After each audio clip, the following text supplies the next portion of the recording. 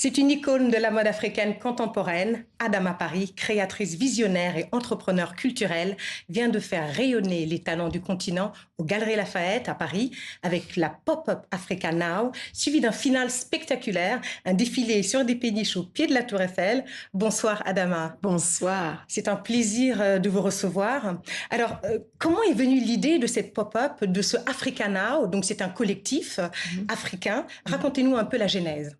Les Galeries Lafayette sont mes partenaires depuis quelques années et ils sont partenaires notamment de Dakar Fashion Week et ils me tenaient à cœur de faire un événement aux Galeries parce que quand même il y a une foule de monde qui vient aux Galeries. C'est, je pense, si je me trompe pas, l'un des magasins les plus visités en France. Et voilà, ça s'est fait. On en a parlé et Thierry, qui est un des dirigeants là-bas, m'a fait confiance et voilà, donc ça s'est fait et j'ai curate quelques créateurs, on y allait et c'était un Vous n'étiez pas seul, c'était complètement. effectivement, vous étiez avec Yaya, Fernandez et également Sister of Africa. Voilà, donc il y avait Néné Yaya qui est dans le luxe, luxury bag and accessory, qui habille d'ailleurs notre première dame. Les sacs de luxe et l'accessoire. Voilà, d'accessoires. Et justement, il y a tellement de créateurs africains qui sortent du lot sur le continent. Comment est-ce que vous les avez sélectionnés? C'est votre choix? Oui. Comment est-ce que vous l'avez fait? Alors, le choix de Néné Yaya, c'était accessoires. Il n'y a pas beaucoup vraiment de créateurs qui font des accessoires. Elle fait des lunettes au sac. Après, il y a Ibrahim Fernandez qui est très fort en ce moment, un jeune Ivoirien qui s'est fait... Qui est vraiment en avance. Voilà, qui s'est fait son petit trou. Il y a... Sister of Africa, yeah, pardon, qui elle aussi, elle est dans la même mouvance. Et j'ai choisi en fait des créateurs déjà qui ne se faisaient pas la concurrence et puis qui avaient la capacité de vendre à l'étranger, et qui avaient déjà une bonne base et surtout la capacité de restocker.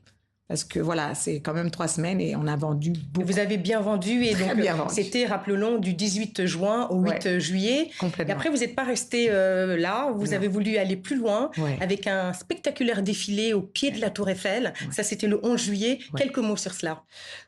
C'était pour boucler la boucle et voilà, c'est l'été, 2 belles péniches au pied de la Tour Eiffel et après on est allé en croisière pendant quelques heures et c'était magique. Alors, vous avez l'habitude de dire que ce n'est pas une histoire de couleur, mais une histoire de culture. Qu'est-ce que vous voulez dire par là? La Black Fashion Experience a toujours été pour moi une évidence de mettre la culture noire, la culture africaine en avant. Et la culture n'a jamais été une question de couleur, c'est une question de culture.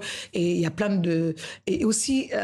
pourquoi la Black Fashion Experience? Parce que voilà, on me disait, oh, mais fais africain, mais tous les Africains sont pas noirs et tous les noirs sont pas africains. Et ça, il faut le rappeler. On est un continent de variété, de diversité dans toute sa splendeur. Et pour moi, c'était important de mettre cette diversité et cette variété de la culture noire et de la culture africaine en avant et en montrant autant des créateurs que des modèles et surtout ramener les gens à cette expérience de la mode africaine, de la culture africaine et de la culture noire en plus grand. Alors vous qui avez traversé vraiment cette mode, Dakar Fashion Week, c'est votre création, c'est déjà il y a 25 ans. Comment est-ce que vous avez vu en 25 ans évoluer la mode africaine? Avec beaucoup de fierté, avec beaucoup d'appréhension aussi, mais vraiment avec beaucoup de fierté parce qu'il y a une réelle progression. Et là, le pop-up aux Galeries montrait que l'Afrique sell, l'Afrique vend. La mode africaine n'est plus ce que l'idée que sont fait certaines personnes et surtout elle est bankable, elle peut se vendre n'importe où, n'importe quand et elle est portable par tout le monde et il n'y a pas une question de couleur ni de culture d'ailleurs et ça s'est vu avec cette vente qui a vraiment été une grande réussite. Juste, j'aimerais savoir, vous qui avez l'habitude de cette mode, s'il fallait retenir 3 jeunes créateurs africains sur le continent. Non. Ah, quand même, il faut faire un choix.